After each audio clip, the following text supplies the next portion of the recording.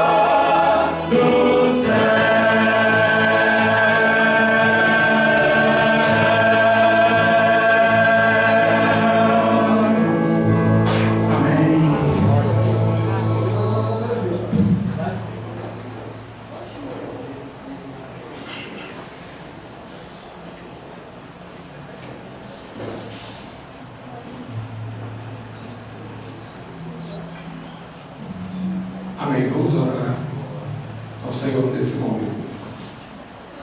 Soberano e eterno Deus, nosso Pai, damos-te graças mais uma vez em oração por termos o privilégio de entrarmos além do véu, de estarmos diante de Ti pela mediação de Jesus Cristo. Podemos sentir a Tua presença, o conforto e o consolo da Tua graça.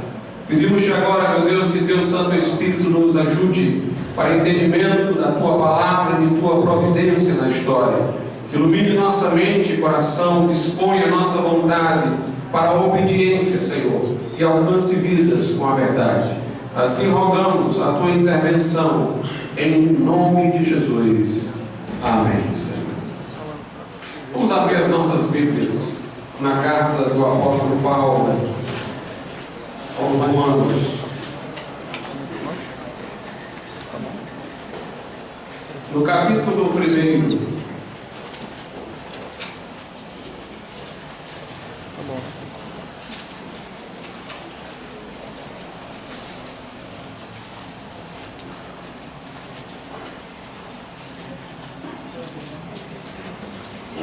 capítulo 1. Nós iremos ler os versículos 16 e 17. Aos Romanos 1, 16 e 17. Diz assim a palavra de Deus: porque não me envergonho do Evangelho de Cristo, pois é o poder de Deus para a salvação de todo aquele que crê, primeiro do judeu e também do grego, porque nele se descobre a justiça de Deus de fé em fé, como está escrito: mas o justo viverá pela fé. Podeis assentar.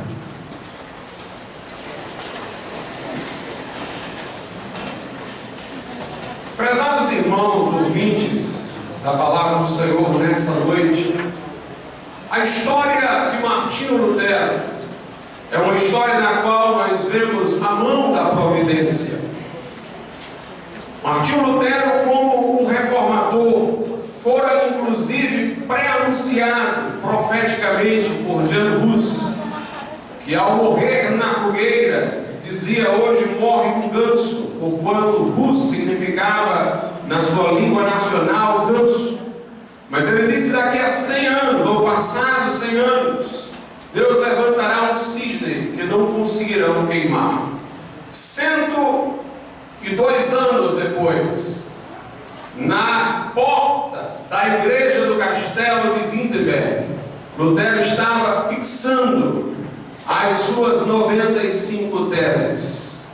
E Lutero foi no debate de Leipzig chamado de hussita. Ele próprio nem conhecia muito o que dissera Jan Hus.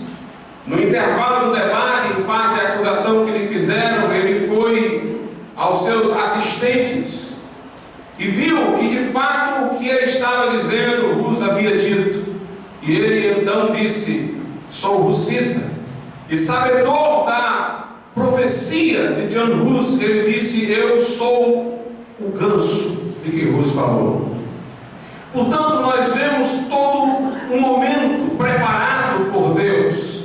Pré-reformadores existiram, tiveram certa influência. John Wycliffe, a estrela da manhã da reforma na Inglaterra. Houve um movimento depois de sua morte dos Lollards que foi intenso, mas local. Nós tivemos os hussitas depois de Hus, que sobreviveram inclusive até os nossos dias mediante os irmãos morávios, o movimento dos morávios. Tivemos os valdenses, que foram influentes na França, na Itália. Sempre o Evangelho encontrou testemunhas ao longo de toda a era das trevas, da Idade Média, e sempre houve pregação legítima do Evangelho em meio a inúmeras superstições. Mas houve um impacto muito maior no século XVI, através da pessoa de Martinho Lutero. O mundo estava orquestrado, preparado para que aquele momento fosse impactante. A Renascença trouxera o espírito crítico, pelo qual muitos ousavam agora falar contra os erros da Igreja Romana. Os conciliaristas, que defendiam que o concílio era superior ao Papa, muito tinham enfraquecido a autoridade papal. Por outro lado, nós tivemos a invenção da imprensa, que permitia ampla divulgação das ideias, e assim que Bíblias foram traduzidas para a língua vernácula dos vários povos por meio da imprensa, tiveram inúmeros exemplares difundidos por todo o mundo. Portanto, um conjunto de coisas favorecia. O que Lutero dissera em sua época, alguns teriam dito na mesma época, sem que o Papa tivesse manifestado tanta preocupação. Mas Lutero dizia com uma paixão, que de logo seus adversários percebiam ser incendiária. E por outro lado, o Papa mais próximo dos franceses, embora também com eles em tensão, antipatizava os alemães. Havia uma luta, porque um italiano ocupava a cátedra papal descendente saco-germânico. E havia tensões dos dois lados. Isso criou para o Papa também uma antipatia com um alemão que o estava desafiando. Portanto, todo um cenário foi preparado. Mas Lutero não tinha interesse de ser um amplo reformador. Ele era um homem angustiado, à procura de paz.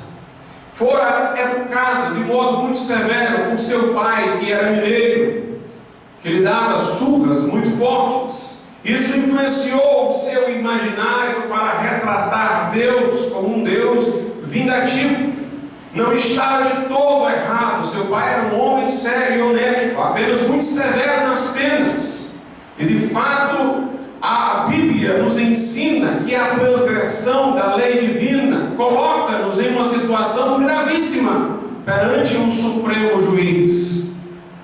E tendo ele ido estudar direito, na verdade, primeiramente, seu pai o colocou numa escola dos irmãos comuns, onde ele teve os seus primeiros estudos.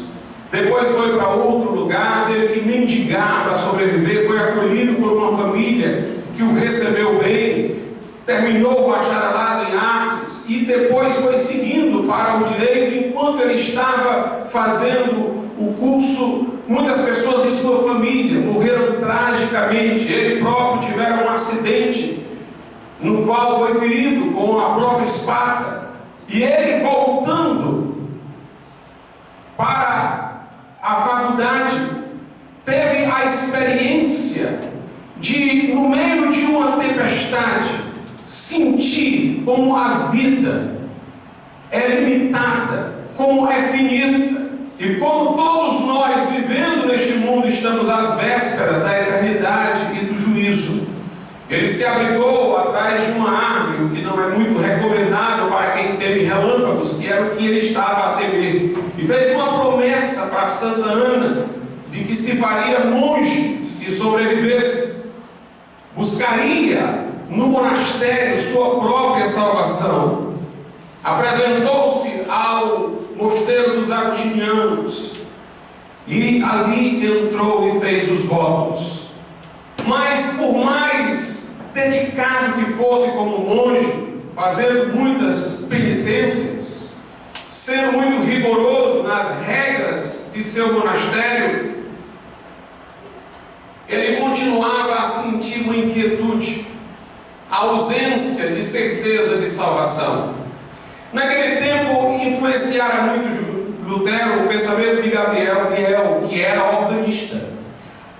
Ele dizia mais ou menos o seguinte: não é o pensamento oficial da Igreja Romana, mas ele dizia numa visão de teologia do pacto, de um tipo de aliancismo, que o homem não cumprira a lei de Deus integralmente no Velho Testamento. Jesus morrera para criar então uma nova lei, mas ainda haveria um conjunto de exigências que o homem teria que cumprir para ser salvo. Era por obras, mas não por obras de forma tão exigente como no Velho Testamento fora feito. Então Jesus teria apenas possibilitado uma salvação por obras com menores encargos. E Lutero tinha essa visão no início, mas nem dentro do que Biel explicava ele se sentia apaziguado na sua relação com Deus.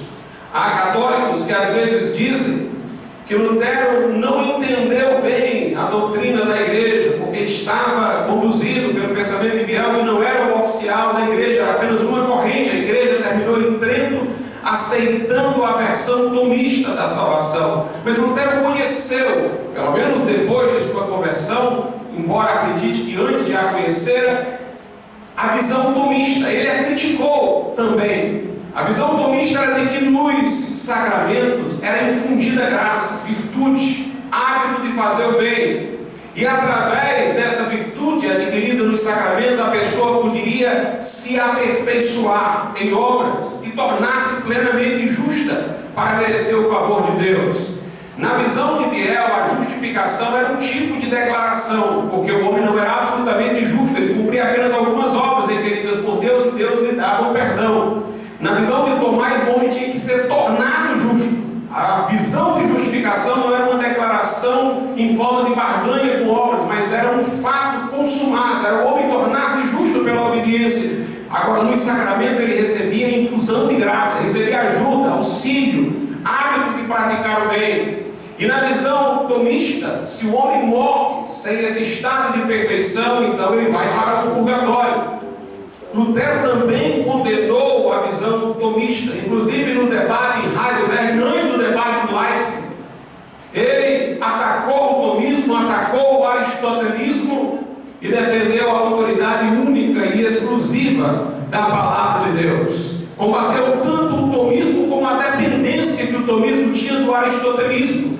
Porque Aristóteles ensinava que o homem precisava, pela prática, adquirir um hábito de justiça para se tornar justo. Precisava adquirir uma virtude preliminar que viria pela educação para tornar-se justo. Na visão tomista era pelos sacramentos que se recebia este hábito, esta virtude, que tinha que ser atualizada por obras, para que o homem então fosse reconhecido como justo diante de Deus. Lutero combateu as duas versões, porque ele entendeu que justificação não é tornar-se justo, o que traria mérito ao homem, que conseguiu executar plenamente a lei de Deus, embora auxiliado por uma graça em forma de virtude. Para Lutero, a justificação também não era uma declaração de que éramos justos em troca de certas obras praticadas, na forma de uma barganha. Ele percebeu que o caminho não era um nem era outro. Angustiado, ele tinha a pergunta-chave: como pode um homem pecador ser justo diante de Deus? Gadamer, um filósofo da hermenêutica, diz que interpretar uma coisa é levar para ela uma lógica de perguntas e respostas. Pois Lutero tinha a pergunta certa. As Escrituras existem para nos falar de salvação. Examinai as Escrituras, porque julgais ter nelas a vida eterna, e são elas que de mim testificam, disse Jesus. João diz: estas coisas foram escritas para que creais que Jesus é o Filho de Deus, e para que crendo tenhais vida em seu nome. E Lutero tinha esta pergunta, que era acerca de salvação, não era acerca de sua prosperidade material, de seu bem-estar secular. A sua pergunta era esta: como eu, um pecador, posso ser justo diante de Deus? A teologia de Biel não satisfazia, nem a teologia de Tomás de Aquino. E então, ele, nessa angústia, foi confortado pelo seu líder espiritual, que procurava lhe falar já preliminarmente alguma coisa sobre a misericórdia de Deus, mas sem ter pleno entendimento da salvação, como Lutero virá a ter depois. E resolveu o seu líder espiritual encaminhá-lo para ser professor da recém-fundada Universidade de Wittenberg. Achava ele que, ocupando-se Lutero de atividade, sairia daquela angústia que continuamente o perturbava. E então ele foi ensinar em Wittenberg. Aliás, antes de ser oficialmente professor, deu um curso lá sobre a ética de Aristóteles. E depois ingressou doutor em teologia como professor da Universidade de Wittenberg. E colocaram-no exatamente no lugar certo. O fizeram professor de teologia bíblica. Naquele tempo, um professor de teologia bíblica não ia diretamente à Bíblia. Ele estudava os comentários bíblicos que os pais da igreja, os escolásticos, haviam feito desde a antiguidade, passando pela Idade Média. Mas Lutero resolveu quebrar a regra e ir direto à Bíblia. Fez palestras sobre os Salmos e fez preleções sobre a carta de Paulo aos Romanos. E quando ele leu a carta aos Romanos, ele esbarrou neste texto que nós lemos aqui inicialmente.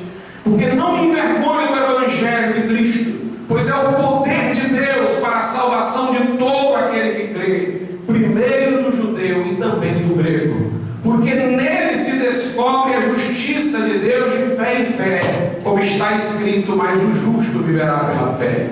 Lutero então percebeu o seguinte: um grande equívoco dos teólogos da escolástica, Tomás de Aquino e Biel, é que querem interpretar a Bíblia à luz de pensamentos humanos. Tomás de Aquino interpreta à luz de Aristóteles. Biel interpreta à luz de uma barganha jurídica, de um contrato regular jurídico de prestação e contraprestação, mas a Bíblia tem ela própria um conceito de justiça, como diz Paulo, porque nele, no Evangelho, se descobre a justiça de Deus. Ou seja, a justiça de Deus pela qual o justo vive, pela qual somos aceitos diante de Deus, ela é revelada no Evangelho. A ideia de justiça de Aristóteles pode ser verdadeira para as relações sociais e comuns. O homem precisa reiterar a prática do bem para formar um caráter e ser bom do ponto de vista civil, mas ele nunca será bom o bastante para enfrentar a lei de Deus, que exige de nós a perfeição absoluta, e as obras que o homem faz, que tem valor social, não as faz para a glória de Deus. Embora sejam benéficas socialmente, elas estão corrompidas, porque não estão comprometidas com o desejo humano de glorificar a Deus. Então Lutero diz que tem uma outra ideia de justiça, que não é descoberta pela filosofia humana, que não pertence a uma teologia filosófica, mas está na Escritura. A Escritura tem o seu próprio conceito de justiça. No Evangelho se descobre, no Evangelho se revela a justiça de Deus. Ele tem conceito próprio de justiça. E a ideia da Bíblia é essa: todos pecaram e destituídos estão da glória de Deus. Não há um justo, nenhum sequer, todos se extraviaram. O melhor que podemos praticar aos olhos de Deus, conforme Isaías 64, não passam de trapos da imundície. O nosso coração é corrupto, desesperadamente corrupto, como diz Jeremias. Quem o pode conhecer? Assim como alguém com as mãos sujas de graxas, tudo que fizer, ainda que tenha boa vontade, vai sujar, assim também todos nós temos um fluxo de pecado que corrompe todas as nossas obras. Até a seus discípulos Jesus disse: vós sois maus, embora sabem dar o que é bom para os filhos. Mas Jesus, até dos seus discípulos, falou da maldade de sua natureza, enquanto natureza humana caída. Jesus disse que não é do exterior que vem a contaminação, mas do interior, é do interior do homem que sai a poluição. Então nós, nessa condição, não podemos merecer o favor de Deus pelas obras. Não podemos ter estes hábitos pelos quais nós nos tornaremos justos e mereceremos o favor de Deus. Não é este o caminho, e nem por obras em forma de barganha, diminuída a exigência da lei, mas atendidas algumas, Deus vai nos prestacionar com o reconhecimento de justiça. Ele começou a descobrir que nós não temos nada o que oferecer a Deus, exceto a nossa vida caída para que Ele a restaure. Nós não temos obras com que podemos adquirir o favor de Deus, mas Deus amou o mundo de tal maneira que deu o seu Filho unigênito. A resposta não está em nós, está em Deus.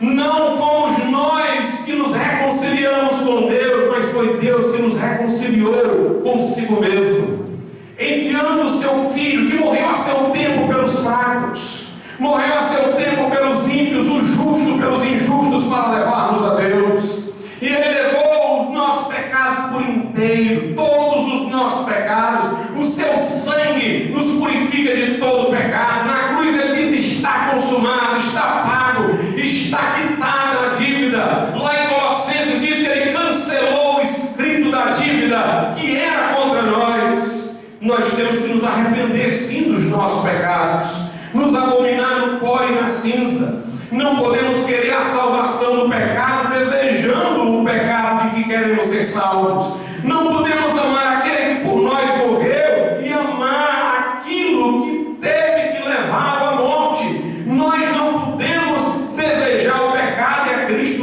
Deve haver arrependimento. Deve um homem se abominar no pó e na cinza, rejeitar sua vida de pecado, mas ele não tem o poder nem de se livrar da culpa, nem de sair da lama. Mas é Deus que tira os nossos pés do lamaçal e os coloca sobre a rocha. É Deus que, mediante o sangue de Jesus, nos purifica de todo o pecado. E no seu livro A Liberdade Cristã, Lutero diz: é como num casamento com comunhão de bens. O que é de um passa para o outro. Então Jesus levou os nossos pecados e nós levamos a sua justiça. Como disse John Stott, Jesus não tem nenhum pecado exceto o seu. E você crê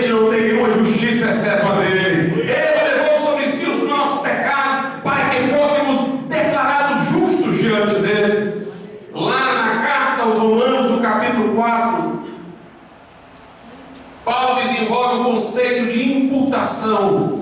Nós somos salvos por imputação da justiça de Cristo, por atribuição de uma justiça que não é nossa, mas de Cristo Jesus. Quando Lutero descobriu isso, ele entendeu que a justiça de Deus aqui não é retributiva, a que castiga. A justiça de Deus aqui é a passiva, é aquela pela qual Ele justifica. É a justiça pela qual Ele nos perdoa, aceitando o sacrifício de Cristo em nosso lugar. Então, quando ele descobriu isso, ele disse: eu senti-me renascendo. As portas do paraíso me haviam sido abertas. A expressão justiça de Deus, que antes me inquietava, me incomodava, até me irava, porque Deus exigia de mim o que eu não podia fazer, agora se tornou uma expressão de deleite, de amor, porque a justiça de Deus não é aquela pela qual Ele me condena. A justiça que se revela no Evangelho é aquela pela qual Ele justifica.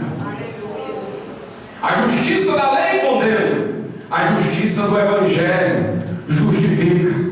Primeiro vem a espada da lei, para que você se sinta condenado, para depois você se refugiar no Evangelho e encontrar a graça. Porque Deus primeiro fere para depois curar, primeiro abate para depois restaurar. Lutero disse: Deus fez o mundo do nada, então para você ser alguma coisa para Deus, você tem que se fazer nada e deixar Ele do nada fazer alguma coisa em você. Isso não significa dizer, como às vezes nos interpretam equivocadamente, que sendo salvos pela fé vamos permanecer no pecado. Jesus prometeu nos salvar do pecado, não no pecado. E Lutero diz isso, sabia disso? Depois que somos justificados pela fé, entra o processo de santificação. Lá na carta aos Coríntios, Paulo diz que Jesus se tornou da parte de Deus para nós sabedoria, justiça, santificação e redenção. Quando Calvino comentou este texto, ele diz: olha, Jesus é nossa justiça e nossa santificação. Ninguém queira Jesus só como justiça sem santificação, porque Ele não é divisível. Se alguém receber Jesus como justiça, o terá como santificação. Deus não perdoa a não ser quem santifica. Deus não absolve a não ser quem transforma. Portanto, aquele que está em Cristo, nova criatura é. As coisas velhas já passaram, eis que tudo se fez novo. Lutero, comentando sobre isso, usou o texto de Gálatas que fala da fé que opera pelo amor. A fé salvadora é uma fé operante ativa, através do amor. Ele disse: pela fé eu estou liberto de todos e não devo nada a ninguém, mas pelo amor pelo qual a fé opera, eu sou servo de todos e devedor de todos. Portanto, a fé verdadeira nos exalta para que nós possamos servir aos outros livremente. Enquanto o homem não é justificado pela fé, ele procura ajudar o outro pensando na sua própria salvação. Toda boa obra dele tem um apêndice egoístico, é contabilizar aquilo para a sua própria salvação. Mas agora, justificado por graça, livre de condenação, ele vai abençoar o seu próximo por livre e espontâneo amor, não querendo usar aquilo ali como barganha com Deus, mas querendo dar de graça o que de graça recebeu. Portanto, salvos pela graça mediante a fé, mas por uma fé que opera pelo amor. Lá em Efésios 2:8 diz: porque pela graça sois salvos por meio da fé. Segue o texto e diz: isto não vem de vós, é dom de Deus, não vem das obras para que ninguém se glorie. Mas aí diz: mas nós somos feitura sua, criados ou recriados em Cristo Jesus para as boas obras que Deus de antemão, no seu plano salvífico, já preparou para que andássemos dela. Nós não somos salvos pelas obras, mas nós somos salvos para as obras, para viver como nova criatura. Foi dar-se daquela opressão, daquela acusação, daquela angústia. Mas aí veio a venda das indulgências. A Igreja Católica, para que pudesse levantar a Basílica de São Pedro, acordara uma indulgência com Alberto da Mogúncia, que estava endividado e que com pouca idade somava vários títulos eclesiásticos que ele os comprara. E ele, endividado, aliou-se ao Papa. Parte da venda das indulgências ia para a Basílica, parte iria para ele saldar as dívidas com que adquirira os títulos eclesiásticos. Mandaram Texel para aos arredores da Alemanha. Texel era dominicano. E Texel começou a vender indulgências. E Lutero encontrou uma vez um membro da sua igreja que estava embriagado. E ele o repreendeu por isso, e o homem tirou um papel e disse: eu paguei as indulgências, que cobrem não somente os pecados que eu cometi, mas aqueles que ainda vou cometer. Lutero ficou indignado com aquilo, e começou a pregar contra as indulgências. Ela ia em confronto com a experiência que ele tivera. Ela fazia a salvação ter custo onde ele ia descobrida por graça, e um custo vulgar, um dinheiro, mamon. E Lutero começou a pregar contra as indulgências, fixou as teses em latim na porta da igreja do castelo, para ser debatida mais entre os seus alunos. Mas alguém tomou o papel, traduziu para o alemão e difundiu pela imprensa, e elas foram lidas em toda parte. E depois daquele momento, Lutero foi chamado para vários debates. Ele foi a um debate que foi antes de 1517, antes de ele ter fixado as teses em Heidelberg, quando o confundiram com Erasmiano. Ele foi depois a Leipzig, depois da fixação das teses, onde disseram que ele era russita. Ele foi entrevistado pelo cardeal Caetano, que era um especialista em Tomás de Aquino, até hoje muito reconhecido, e o confrontou. Caetano não argumentou com ele, só exigiu sua retratação. Ele não se retratou e foi convocado então para a Dieta de Worms, para onde foi como salvo-conduto do imperador. No caminho para a Dieta de Worms, muitos o desaconselhavam a voltar. Aliás, antes de ele decidir, muitos o desaconselhavam, porque Jan Hus, como salvo-conduto, fora ao concílio de Constança, mas mesmo assim desrespeitaram o salvo-conduto e o queimaram vivo. Foi ele um precursor da reforma. E diziam alguns: olha, vai acontecer a mesma coisa que aconteceu com Jan Hus, não vão respeitar o salvo-conduto. Mas Lutero disse: eu vou, ainda que haja tantos demônios quanto sejam as telhas dos telhados de Worms, eu irei. E foi a dieta. Ele já havia sido nesse momento excomungado pelo Papa. O Papa lhe endereçaram a bula, dando um tempo para arrependimento, e ele nem se arrependeu e ainda queimou a bula papal. E agora ele ia para diante do imperador. Ele já tinha desafiado uma grande autoridade, que era o Papa, agora era outra, igualmente importante. Estaria ele diante do imperador. Pediram duas coisas a ele. Ele foi para debater, mas ninguém queria debate. Exigiram dele duas coisas: que ele identificasse os livros como seus e que ele se retratasse. E Lutero pediu um tempo, reconheceu que os livros eram seus, mas pediu um tempo para examinar se haveria razão para ele se retratar ou não. No outro dia voltou, e ele disse que não iria se retratar. Ele disse: há 3 tipos de livros aqui. Uns são livros devocionais, que até os meus inimigos concordariam. Outros foram contra o papado anticristão. Retratar-me dele seria deixar abertas as portas da impiedade. Nos outros eu falei duro contra os meus adversários, mas o que eu disse era verdade. E naquele momento ele disse que, a não ser que lhe provassem por textos da Escritura que ele estava errado, e por razão simples, ele não aceitaria se retratar, porque não reconhecia a autoridade de concílios que muitas vezes tinham entrado em contradição ao longo da história. E ele disse: não posso me retratar, não posso agir de outra maneira, não é seguro agir contra a consciência. Minha consciência é prisioneira da palavra de Deus. Que Deus me ajude. Depois daquele momento, ele tinha um império e tinha um papa contra si. O imperador o condenou. Ele foi escondido em um castelo em Warburg, para que não fosse morto pelo príncipe da sua região. E lá ele traduziu o Novo Testamento e depois voltou à ação para que a reforma ganhasse todo o seu impulso e toda a sua extensão. Meus irmãos, quando nós lemos a história da reforma, nós percebemos um projeto de Deus na história humana. Nós vemos como o cenário estava orquestrado, como o evento foi prenunciado, como um homem, um simples monge, filho de mineiro, conseguiu desafiar autoridades tão imponentes na época, o imperador e o papado, e prevalecer. Lutero disse: eu não fiz nada. Me perguntaram se eu havia agitado a Europa e transtornado tudo. Ele disse: a palavra de Deus foi quem fez isso.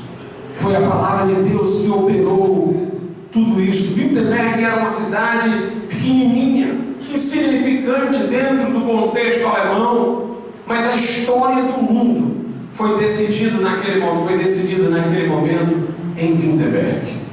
Agora, o nosso tema hoje é a reforma protestante na encruzilhada entre o romanismo e o iluminismo.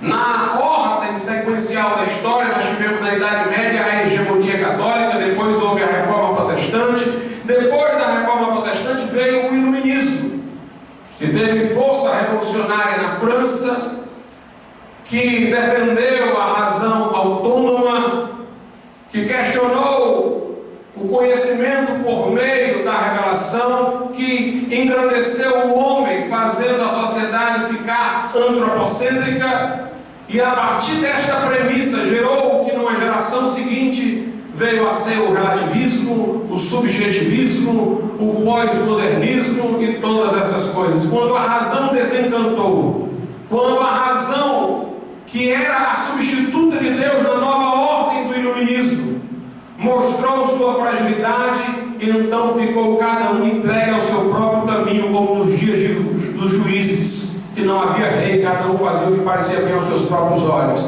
E aí, depois do iluminismo, veio a situação que nós estamos agora.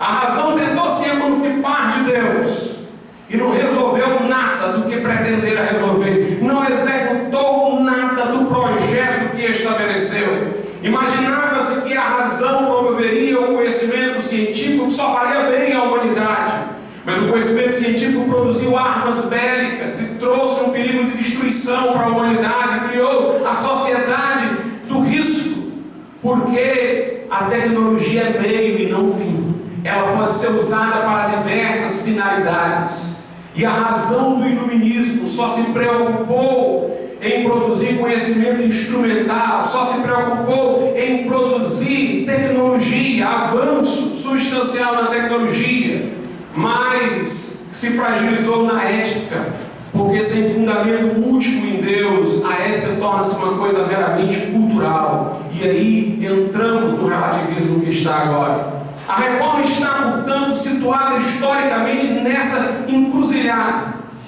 Romanismo de um lado e iluminismo do outro. E por estar na encruzilhada, ela sofre acusações dos dois lados, de um lado e de outro. Qual é a acusação dos iluministas? Os iluministas acusam a reforma de ter aumentado a força da ideia de autoridade.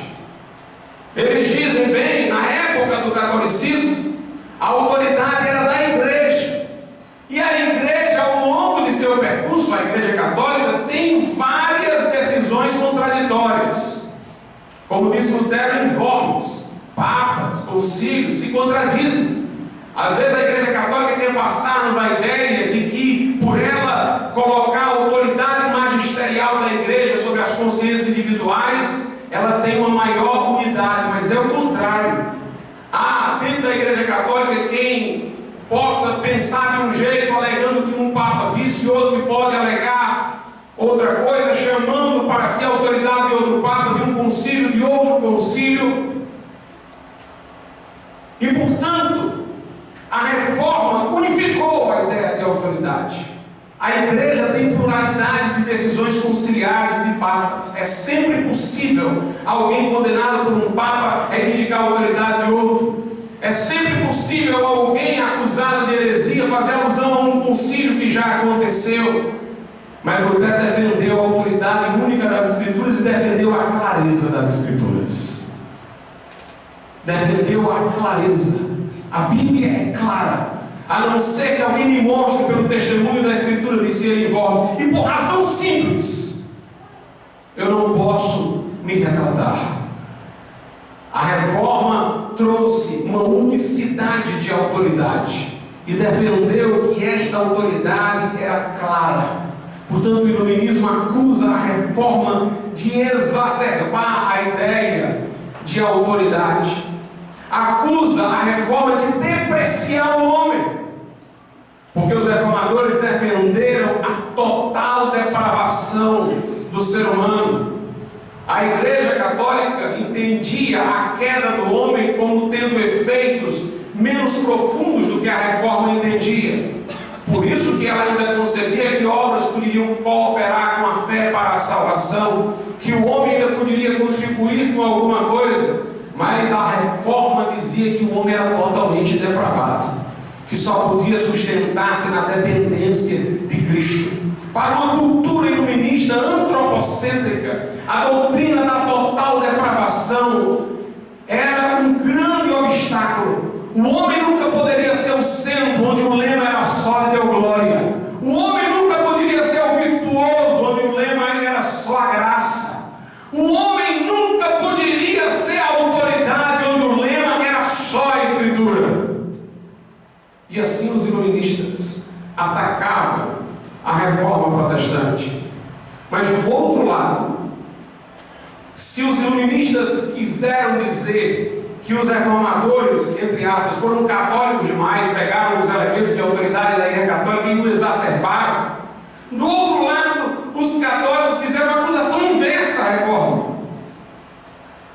O padre Paulo Ricardo divulga por aí que todo esse relativismo de hoje, subjetivismo de hoje, deve-se à reforma, por causa da doutrina do livre exame das Sagradas Escrituras.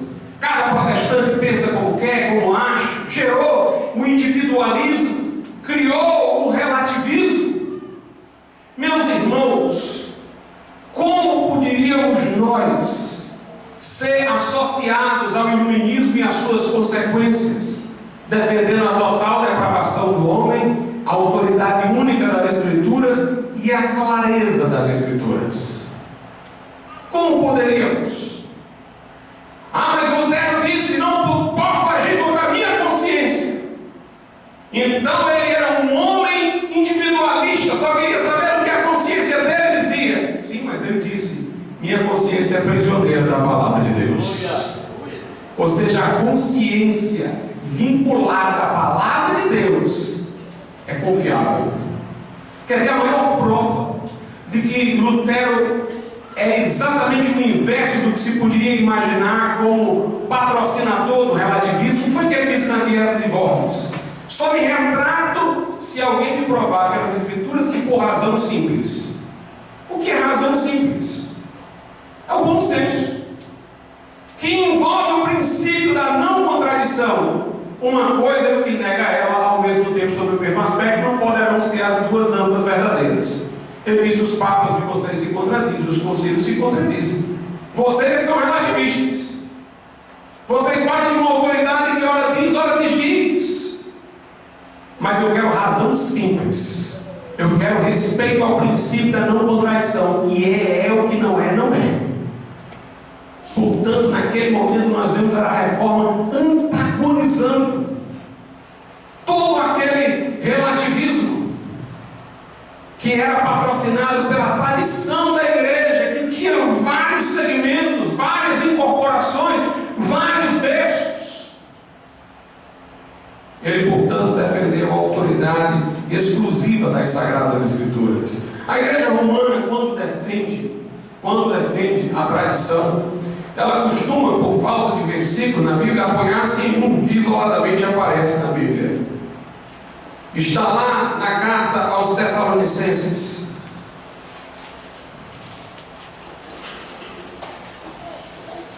Segunda carta aos Tessalonicenses 2:15.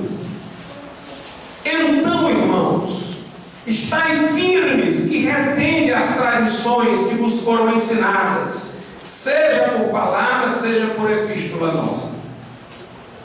A igreja romana diz, está vendo? Paulo disse que as pessoas têm que respeitar a tradição por palavra oral. Portanto, não é só a Bíblia. Entenderam mal o versículo? A palavra tradição, para ser entendida aqui, tem que ser divorciada da noção específica que o catolicismo tem de tradição. Tradição quer dizer só entrega, passagem. Se eu vou comprar um bem imóvel, eu pago a pessoa e na linguagem do Código Civil ele me faz a tradição, me entrega. Então Paulo está falando aqui não de gerações posteriores, mas daquela ali guardar as tradições que diretamente recebeu dele. Aí ele fala tradições que vocês receberam de duas formas: oral, mente e de forma escrita. As mesmas tradições. Ele não está falando de uma coisa que ele falou e não escreveu e outra que ele escreveu e não falou. Ele está falando de uma coisa que ele disse das duas formas, oralmente e escreveu. Guardem as tradições que vocês receberam de mim. As tradições aqui incluem também a escrita, que vos foram transmitidas por palavra, ou seja, de forma oral, e foram transmitidas de forma escrita. Vocês têm as duas formas, mas era a mesma coisa, dita e escrita. João diz lá na sua epístola universal: aquilo que nós dizemos, isso também escrevemos, para que a vossa alegria seja completa. Portanto, eles escreveram o que disseram.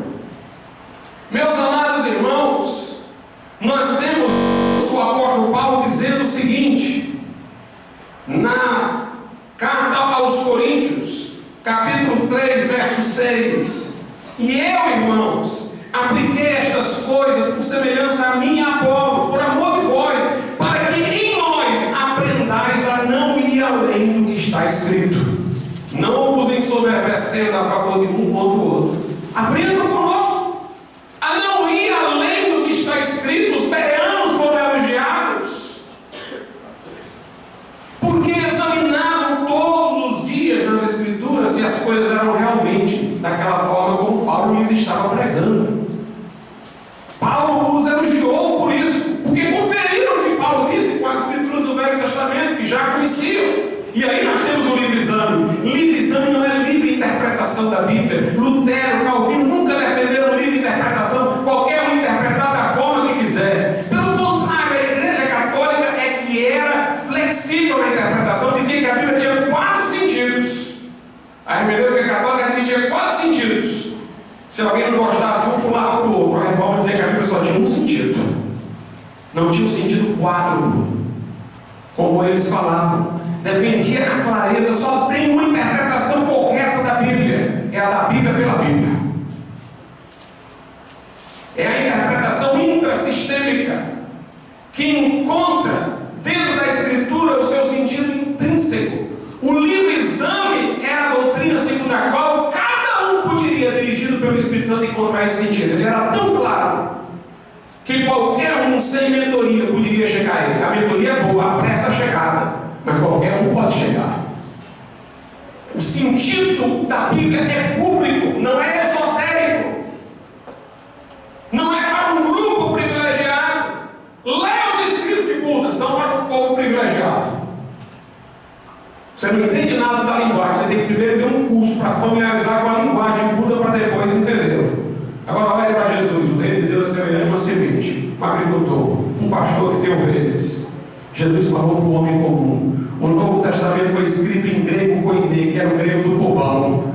Portanto, a Bíblia foi escrita para o homem comum. Lê-la, aprender com ela. Essa é a doutrina do livre-exame. É que a verdade não tem proprietários exclusivos. A verdade é pública na palavra de Deus. Nós vemos, irmãos, que na Bíblia se fala da importância da escrita para garantir que não seja corrompida. A Igreja Romana alega que tem informações extra-bíblicas transmitidas oralmente.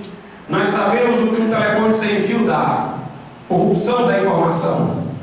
Alguém diz: mas Deus poderia preservar. Não, poderia, se Ele tivesse prometido fazê-lo, mas Deus não vai fazer o que Ele não prometeu. Pelo contrário, lá em Filipenses, no capítulo de número 3, veja o que o apóstolo Paulo diz. Filipenses capítulo 3, verso 1: finalmente Igualmente, irmãos meus, regozijai-vos no Senhor. Não me aborreço de escrever-vos as mesmas coisas, e é segurança para vós. Então Paulo diz que escrever é segurança. Logo é que o não escrito pode ser corrompido. Eu não me aborreço de escrever de novo, porque é segurança para vós. Leia o que Lucas diz no Evangelho. Evangelho de Lucas, capítulo de número 1. Veja o que a Escritura diz. Lucas diz o seguinte, no capítulo 1, versículos 3 e 4: pareceu-me também a mim conveniente descrevê-los a ti, ó excelente Teófilo, por sua ordem, havendo-me já informado minuciosamente de tudo, desde o princípio, para que conheças a certeza das coisas, de que já estás informado. Tu já ouviste, já foi informado, mas agora eu estou te escrevendo para que tu tenha certeza. A escrita garante a segurança. Em Romanos 15, Paulo diz: tudo que foi escrito para o nosso ensino foi escrito, não que não foi escrito, o que foi escrito, para que pela paciência e consolação das Escrituras tenhamos esperança. O padre Paulo Ricardo diz por aí o seguinte: vocês aceitam a Bíblia por quê? Pela Igreja Católica. Foi a Igreja Católica que decidiu que livros pertencem à Bíblia. E vocês aceitaram. Se vocês aceitam a Bíblia pela autoridade da Igreja Católica, tem que aceitar a autoridade da Igreja Católica para as outras coisas que ela vai dizer. Que conversa é essa, irmãos? O Velho Testamento veio dos judeus. Paulo diz que a eles foram confiados os oráculos de Deus. O Velho Testamento de Deus foi entregue aos judeus e passou para a igreja, porque toda a verdade é de Deus e é do seu povo. Quem decidiu que livros fariam parte do Novo Testamento? Tem um mito que diz que o Concílio de Nicéia decidiu. É falso. O Concílio de Nicéia se reuniu para deliberar sobre a trindade, a divindade de Jesus. Não tinha nada a ver com decisão sobre o cânon. O Código Muratoriano encontrado do ano 150 depois de Cristo já lista os livros do Novo Testamento, todos eles. Então, onde é que houve um concílio para poder decidir? Não houve. E como é que eles souberam quais eram o livro inspirado e não era o livro inspirado? É porque o Espírito Santo testemunhou no coração de cada um. A igreja reconheceu a palavra de Deus pela autoridade de Deus. No Velho Testamento, o profeta desafia você comparar a mensagem que vem de Deus com a mensagem dos falsos profetas. Ele diz: o que tem a palha com o trigo. Dá para confundir a palha com o trigo? Diz o Senhor: não é a minha palavra um martelo que esmiuça a penha, um fogo que consome a lenha?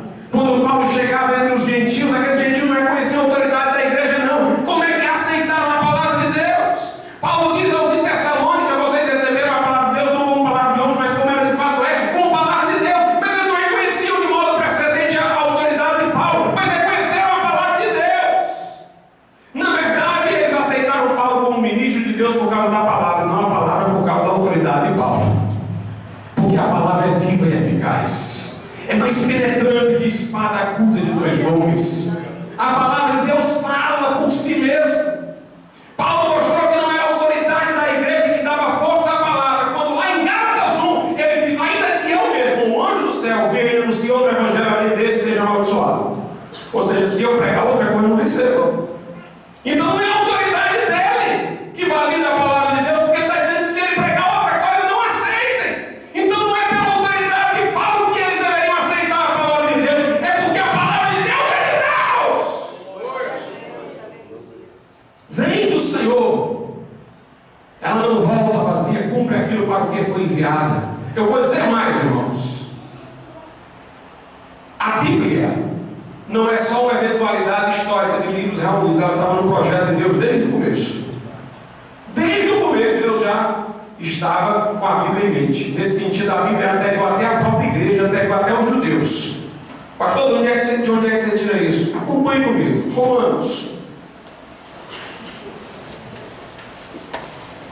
Romanos no capítulo de número 9, versículo 17.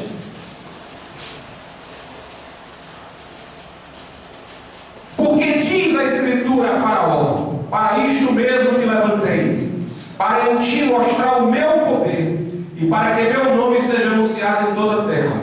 A Bíblia diz que a Escritura diz isso a Faraó, mas a Escritura não disse isso para Faraó, não, quem disse foi Moisés. Moisés foi que chegou lá e falou para Faraó. Mas a Bíblia diz que foi a Escritura que disse. Porque no plano de Deus, o que Moisés foi dizer, já estava decidido que ele está na Escritura. Então a Bíblia diz que a Escritura falou. Lá em Ezequiel, antes que ele receba, ele vai profetizar, ele tem uma visão, ele vê um livro. E Deus diz, come. Ele vê, irmãos, o livro do que ele ia pregar. Antes de pregar, ele comeu. Jeremias também diz, achei as tuas palavras e comi. Lá no Apocalipse, João também tem a visão do livro, Deus manda ele comer. O livro é antes da mensagem oral. Moisés, quando foi fazer o tabernáculo, Deus mostrou um tabernáculo celeste e diz, faz igual. Tudo que tu está vendo aqui, faz ali, porque esse é o tabernáculo do céu. Ora, lá dentro da Arca da Aliança, tinha os 10 mandamentos e o livro da lei por lá e tal, então ele estava vendo tudo isso aí, já estava tudo do céu antes de chegar aqui na terra. Já estava tudo tendo a cópia celestial. Não é nem a cópia, o original. Não existe a cópia de Moisés. Sempre foi o plano de Deus que a Escritura existisse e que fosse a regra de fé e de prática da igreja cristã. Portanto, nossa autoridade é unicamente a Escritura. Mas nos últimos tempos e nos últimos dias eu tenho acompanhado pelas redes sociais alguns católicos mais conservadores tentando retratar a imagem de Lutero. E uma das coisas que eles dizem é o seguinte: Lutero não foi fiel a este princípio da só Escritura, não. Porque a Escritura de Lutero é menor do que a dos protestantes. Não inclui a Epístola de Tiago, não inclui isso, não inclui aquilo. Ele diz, ele era tão enfático em dizer só a Escritura, mas não aceitou todos os livros do Novo Testamento. Nós temos que esclarecer isso nessa noite. Lutero, irmãos, era uma pessoa de linguagem bombástica, pode ter certeza. Eu acho que é uma figura singular na história. Era um homem de linguagem bombástica. Ele dizia coisas que eu nunca diria. E muitas vezes ele era precipitado no que dizia. Mas a providência de Deus era tão boa que colocou do lado de Lutero um homem extremamente equilibrado, chamado Felipe Melanchthon. E Felipe Melanchthon era o tradutor de Lutero, no sentido de amenizar as coisas mais bombásticas que ele dizia. Daqui a pouco nós vamos apreciar algumas dessas coisas bombásticas que a Igreja Católica deturpa. E Melanchthon esclarecia, e o próprio Lutero às vezes esclarecia. Para vocês terem uma ideia, uma vez ele falou uma linguagem tão dura como os cardeais, que a linguagem falava de esfolar os vivos. Que alguém disse, esse homem é um sanguinário. Aí depois ele apareceu e disse, não estou dizendo para fazer isso. Isso é a citação de um salmo para eles. E aí tudo se esclarecia. Se não tivéssemos Melanchthon, entretanto, até hoje nós estaríamos lutando para esclarecer muita coisa que Lutero disse.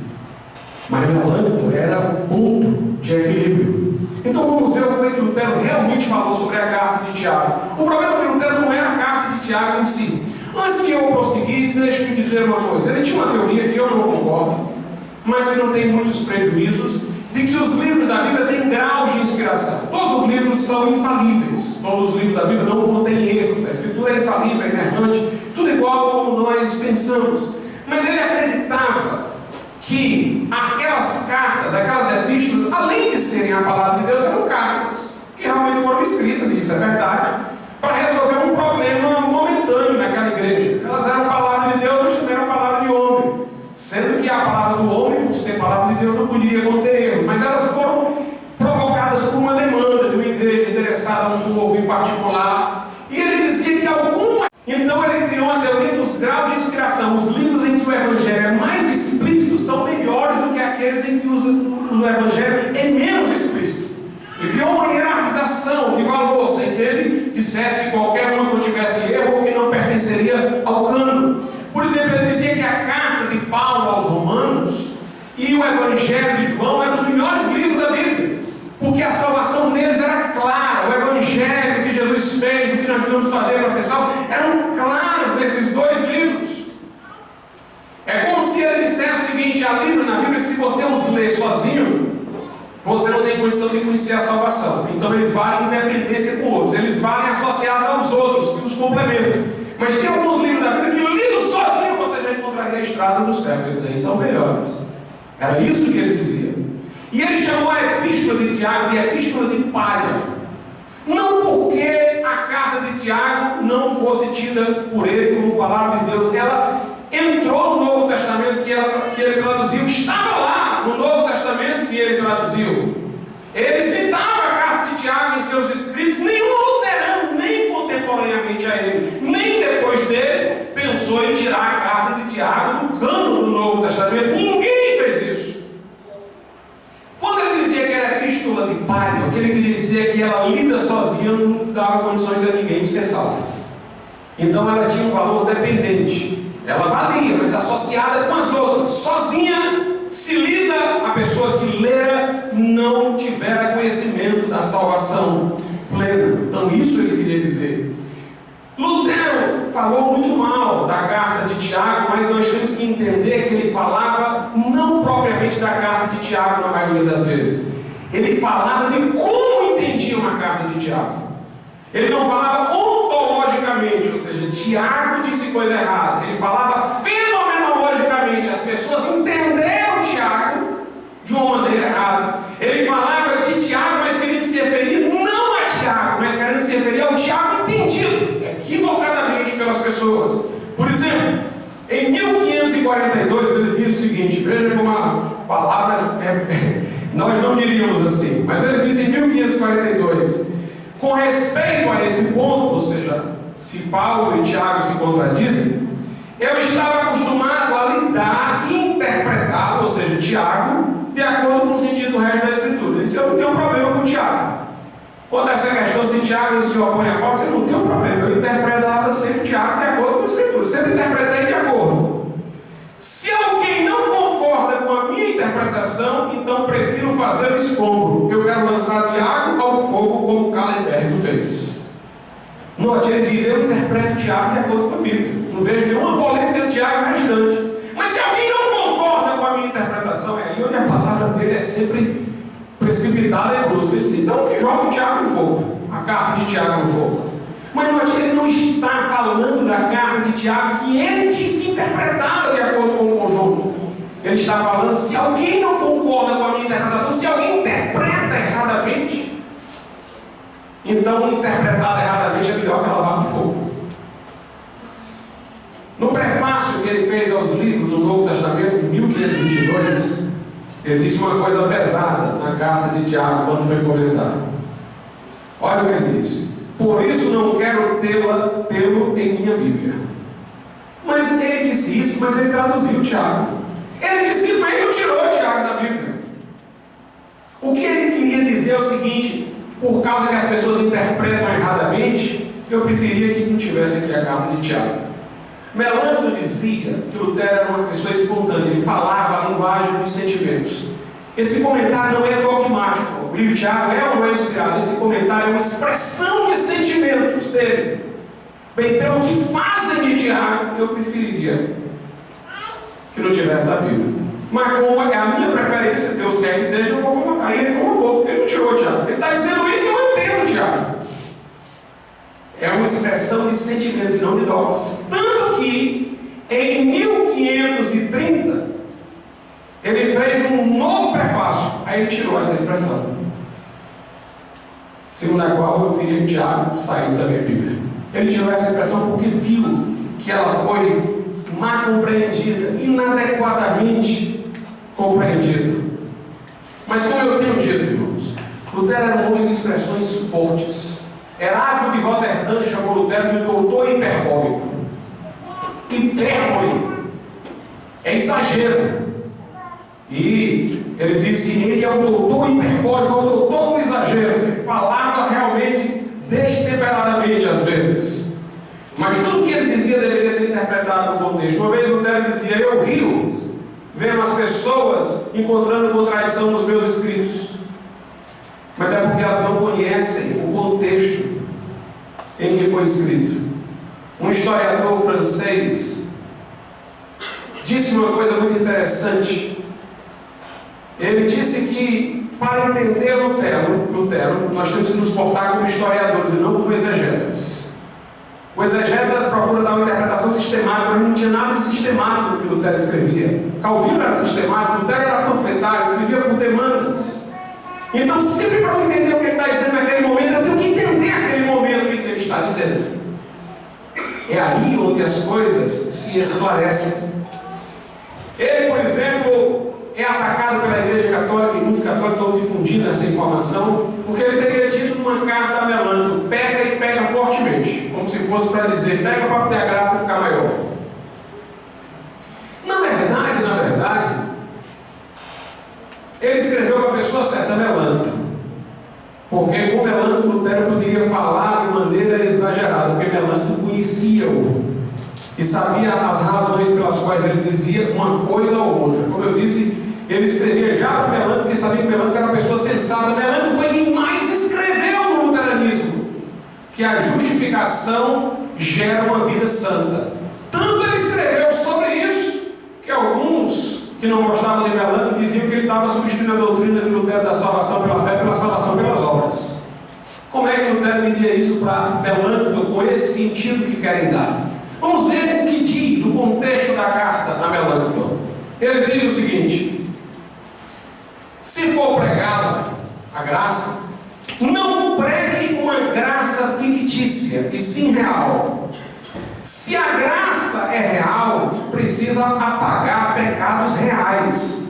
Deus não salva pecadores imaginários. Portanto, seja pecador e pegue fortemente, porém mais fortemente ainda, põe a sua fé e a sua esperança em Cristo, o vencedor do pecado e da morte. Quando a gente lê o texto todo, dá para entender o que ele quer dizer. Ele usou a linguagem imperativa, gramaticalmente falando, pega e pega fortemente. Mas a linguagem gramatical era imperativa numa função descritiva. O que ele queria dizer é que o homem peca, e peca mesmo. Ele disse: Deus não salva pecadores imaginários.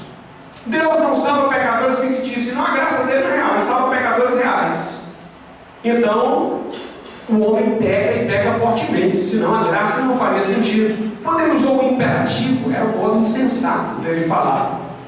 Era como o apóstolo Paulo, por exemplo, quando diz assim: irai-vos e não pequeis. Paulo não está mandando todo mundo se irar, mas ele está querendo destacar a segunda parte: se irem, mas não peguem. Ou quando, por exemplo, de maneira descritiva, Tiago diz na sua carta: todos nós tropeçamos.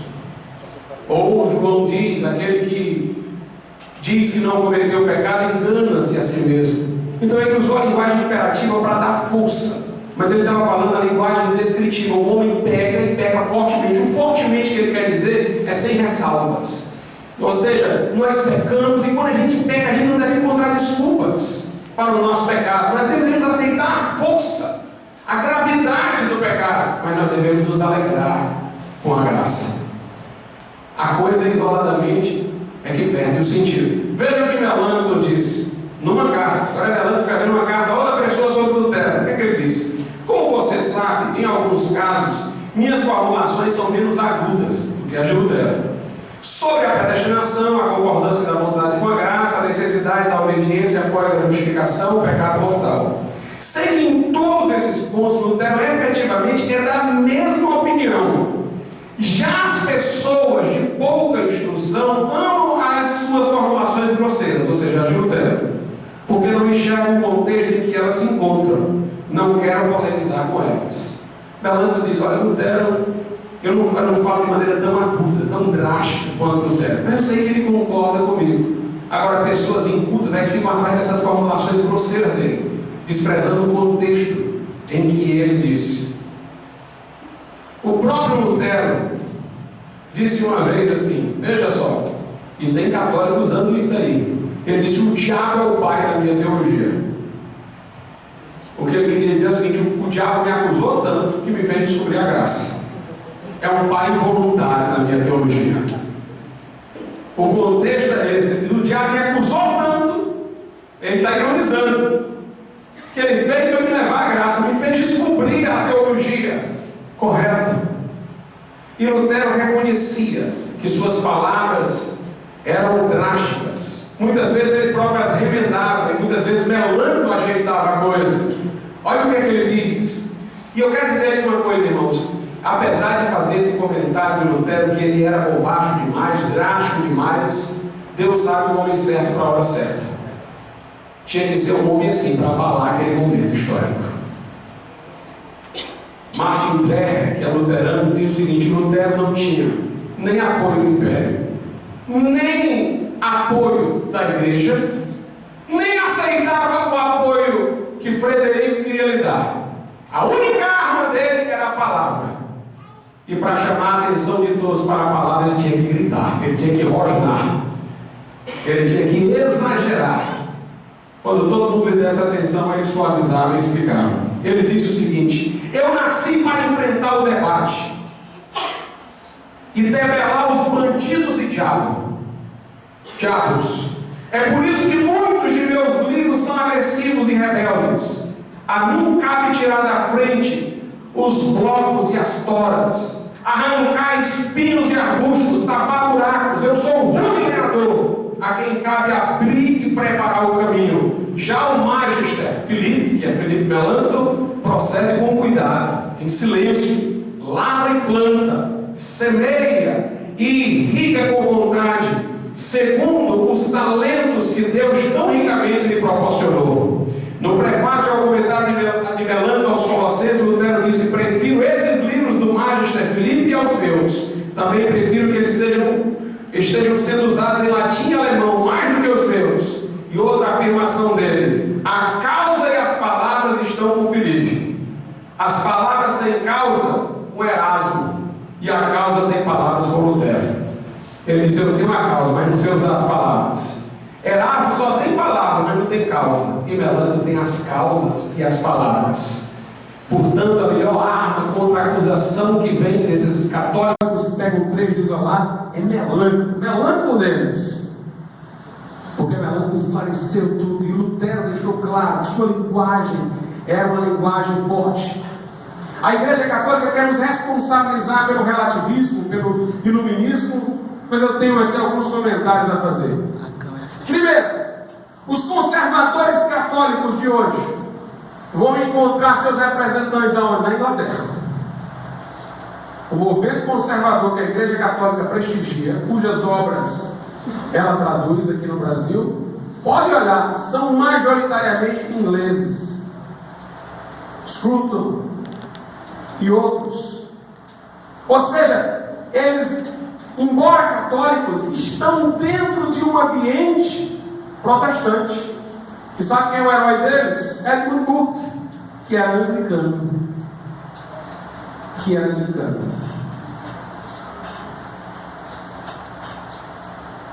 A Revolução Francesa foi a revolução do iluminismo. Aconteceu aonde? Em país protestante? Não. No país católico. A França era católica. A Revolução Francesa aconteceu no país católico, não no país protestante. Edmund Burke, no seu livro Reflexões sobre a Revolução na França, ele compara a Revolução Gloriosa Inglesa da Inglaterra, que foi conservadora nos seus valores e meritória para ele, com a Revolução Francesa, que ele trata como anárquica. Ora, a Revolução Gloriosa Inglesa foi protestante. Quando Guilherme de Orange entra na Inglaterra para assumir o trono, acordar com o parlamento, o direito dos ingleses, a autonomia do parlamento, e o rei que estava querendo agir tiranicamente vai-se embora, nem há derramamento de sangue nas embarcações que Guilherme de Orange vinha escrito nas velas, pelo parlamento, pela liberdade e pelo protestantismo. Se o iluminismo é coisa de protestante, por que é que esse relativismo, secularismo, atingiu não só países protestantes, mas atingiu países católicos na Europa? Porque no auge da secularização, quando os sociólogos imaginavam que o mundo iria acabar com a religiosidade, Peter Page, um sociólogo, levantou a bandeira contra e disse: não, a secularização não vai dominar tudo não, porque nos Estados Unidos a religiosidade está cada vez mais forte. No século XIX, quando toda a Europa, ele pega território católico e protestante, estava na onda da secularização, os Estados Unidos estavam em avivamento. Os Estados Unidos é o quê? Protestante. Jacques Maritain, filósofo católico, que escreveu o livro de Cristianismo e Democracia, ele atacou em outros livros Lutero. Mas toda vez que ele vai falar dos valores cristãos e como contribuíram para a história da humanidade, ele cita exemplo dos Estados Unidos. E coloca os Estados Unidos como luminar dos valores cristãos para o mundo ocidental, naquele momento pós-Segunda Guerra Mundial. E os Estados Unidos é o quê? Protestante. Qual foi o antecedente do iluminismo? O renascentismo. Os renascentistas queriam fugir da Idade Média voltando para o passado, e os iluministas queriam fugir da Idade Média olhando para o futuro. Mas todos dois queriam enfatizar a autonomia do ser humano. Mas inúmeros papas foram renascentistas. Erasmo de Roterdã se empolgou com a reforma quando viu que a reforma sustentava a depravação absoluta do ser humano, quando viu que a reforma sustentava a autoridade das Escrituras, focava em Deus e não no homem. Erasmo retrocedeu e ficou com a Igreja Católica. Então, de onde é que está o antecedente do iluminismo, se não no catolicismo? Erasmo, o maior representante do humanismo renascentista, tendo se empolgado com a reforma no início, quando viu tudo que Lutero disse, preferiu o catolicismo. Eu vou mais além. Vou mais além. Se nós formos examinar todos os movimentos que estão por aí, nós vamos ver que até os católicos se rastreiam a alguma citação pioneira de um autor protestante, desses movimentos que procuram zelar por valores conservadores e da família. Os Estados Unidos tiveram duas influências, uma iluminista, foram os deístas, e uma evangélica. Os Estados Unidos tiveram períodos em que a influência iluminista dominava e períodos em que a influência evangélica dominava. O período da influência evangélica, o primeiro despertar, que foi entre os calvinistas. Depois o segundo despertar, que foi entre os arminianos. Foi o período áureo da influência evangélica nos Estados Unidos. Hoje em dia, nós vemos o deísmo dominar lá. Esse outro aspecto que era iluminista. Sempre houve esses dois pilares de fundação antagônicos, se rivalizando e se alternando em influência no tempo. Na verdade, irmãos, a reforma protestante não dá para ser situada nem no iluminismo e nem no catolicismo. Sabe por quê? Porque o que é de Deus não se situa em categoria nenhuma. Chesterton foi um católico de ambiente protestante da Inglaterra, e ele disse uma coisa interessante. Ele disse que a verdade é acusada por todos os lados, porque a verdade está acima de todos os lados. Ele dizia que o cristianismo era verdadeiro porque todo mundo acusava o cristianismo do contrário. Um dizia que o cristianismo era isso, o outro dizia que era aquilo, exatamente o contrário. Quando Roma nos acusa de ser iluministas, os iluministas nos acusam de sermos romanistas, isso prova que nós estamos na verdade. O mundo não sabe em que nos enquadrar. Na fé evangélica, nossa ênfase na consciência individual é maior do que a do iluminismo. Sabe por quê? Porque o iluminismo enfatiza o valor do indivíduo, da autonomia, da razão, mas diante de quê? Do nada. Perdeu os referenciais. Nós afirmamos o valor do indivíduo e ele maximiza-se porque enfatizamos diante de Deus. Eu sou sacerdote de Deus, porque todos são sacerdotes quando crentes. Fui justificado diante de Deus pela fé em Jesus Cristo, sem a mediação institucional ou de santos. Tenho o Espírito Santo para interpretar a Bíblia. Sou reconhecido por Deus como filho, oro a Ele sem mediação. Então nós ressaltamos o valor do indivíduo em ponto máximo. Porque diante de Deus, o iluminismo fala o valor do indivíduo, o valor do indivíduo, o valor diante de quem? Nós enfatizamos coronel diante de Deus. Por isso nós somos muito mais fortalecedores do valor do indivíduo do que eles. Nós defendemos a autoridade muito mais fortemente que a Igreja Católica. Paradoxalmente, indivíduo e autoridade. Porque os concílios da Igreja Católica se contradizem. porque os papas se contradizem, que o Papa Francisco todo dia diz uma loucura, e os católicos enlouquecem para tentar interpretar que não foi aquilo que ele disse, mas nós nos baseamos no assim está escrito e acabou-se o assunto. Temos uma ênfase mais forte na autoridade que o catolicismo, mais forte no indivíduo que no iluminismo. Eu retrataria, meus irmãos, o protestantismo como um cume de uma montanha. Para um lado desce para o romanismo, para o outro lado desce para o iluminismo. Mas o protestantismo está lá em cima, não desce, sobe. Portanto, essa é a fé pela qual nós temos que lutar sem retroceder, sem abdicar. Vamos ficar de pé nessa hora. Vamos louvar ao Senhor por isso.